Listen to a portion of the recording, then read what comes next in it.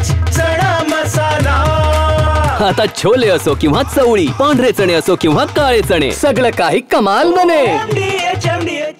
विधान परिषदेच्या उपसभापती नीलमताई गोरे आपल्यासोबत आहेत। ताई, आज एक महत्त्वाची बैठक तुम्ही बोलावलीत, खरं तर खूप आधी व्हायला हवी होती अशी पण चर्चा आता सुरू झालेली आहे। वैष्णवी हगवणे यांच्या हत्याकांडानंतर, मृत्यू प्रकरणानंतर आज अखेरकार ही बैठक बोलावली। राज्यातल्या विविध क्षेत्रातल्या ज्या महिला आहेत त्यांना सुद्धा तुम्ही या ठिकाणी निमंत्रण दिलं। काय SOPs नेमक्या तयार झालेल्या आहेत आणि महाराष्ट्रात अशा घटना घडू नये याची देखील गंभीर दखल घेतली सरकारने असं म्हणावं? मुळात तुम्ही प्रश्नच थोडासा अपुऱ्या माहितीवर विचारता आहात, कारण 6 फेब्रुवारीला सुद्धा आम्ही बैठक घेतलेली होती। तेव्हा श्री पडवळ हे महिला अत्याचार विरोधी विषयाचे महानिरीक्षक आहेत, त्यांना बोलावून आम्ही प्रेझेंटेशन घेतलं होतं आणि पॉक्सो असतील किंवा महिला अत्याचाराच्या केसेसमध्ये कशा प्रकारे काम झालं पाहिजे याच्याबद्दल आम्ही आढावा पण घेतला होता। पण आम्ही सातत्याने बैठका घेतो, परंतु जे फक्त ब्रेकिंग न्यूजच बघतात, एवढे जे हुशार लोक आहेत त्यांच्यासाठी असा अभ्यास किंवा प्रबोधनाला काहीच अर्थ नाही आहे।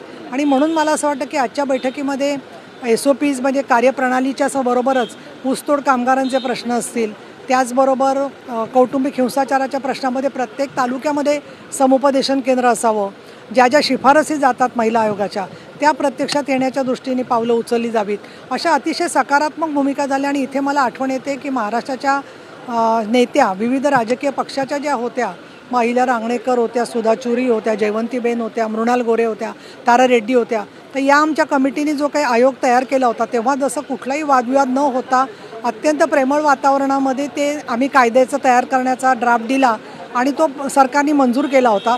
तसंच आज अतिशय परिपक्व वातावरणामध्ये कुठलीही कोणीतरी कुरघोडी न करता, कुठेतरी दुसऱ्याच्याबद्दल द्वेषभावना न ठेवता अत्यंत सकारात्मक आणि छान चर्चा झाली, कारण आलेले अतिशय परिपक्व विचाराच्या तळमळीच्या कार्यकर्त्या सगळ्या बोलावल्या होत्या। नक्कीच ताई, पण विदर्भातील महिलांना या ठिकाणी निमंत्रणच दिलं नाही असं म्हणतायत यशोमतीताई ठाकूर, आणि खरंच असं काही आहे का, किंवा पुढच्या बैठकीला त्यांना सुद्धा बोलवलं जाईल असं काही आहे का?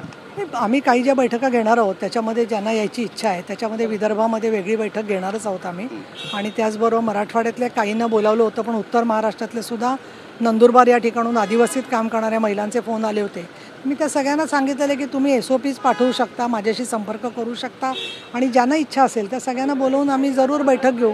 पुरुषांना पण बोलवायचं ठरलेलं आहे, त्यामुळे ज्या पुरुषांच्या सूचना असतील त्यासुद्धा त्यांनी आम्हाला जरूर द्याव्या। ताई, सगळ्यात महत्त्वाचं म्हणजे दिवाणी न्यायालयाचे जे अधिकार आहेत ते महिला आयोगाला असतात, आणि त्यामुळे इच्छाशक्तीसुद्धा राजकीय पक्षांची तितकीच प्रबळ लागते असं तुम्हाला प्रामाणिकपणे वाटतं का?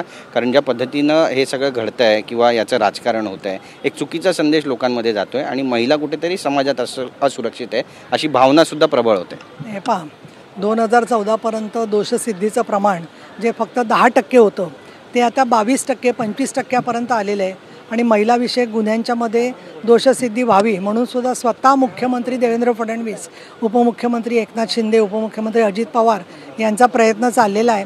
आणि आम्ही असा प्रयत्न करतो की ठिकठिकाणी या ज्या लाडक्या बहिणी आहेत त्यांनी यामध्ये पुढाकार घ्यावा, आणि त्यामुळे या सगळ्या कामाच्यामध्ये आम्हाला सगळ्यांना सहभागी करून घ्यायचं आहे। आमच्याशी बातचीत केल्याबद्दल कॅमेरा पर्सन मनीष विचारेचा, गिरीश गायकवाड, TV9 मराठी, मुंबई। काय आता मिळाली का चव? होय तर आता मिळाली खरी चव। MDH चंकी चाट मसाला, जीवनाला खऱ्या चवीचे रंग। असली मसाले साथ सच MDH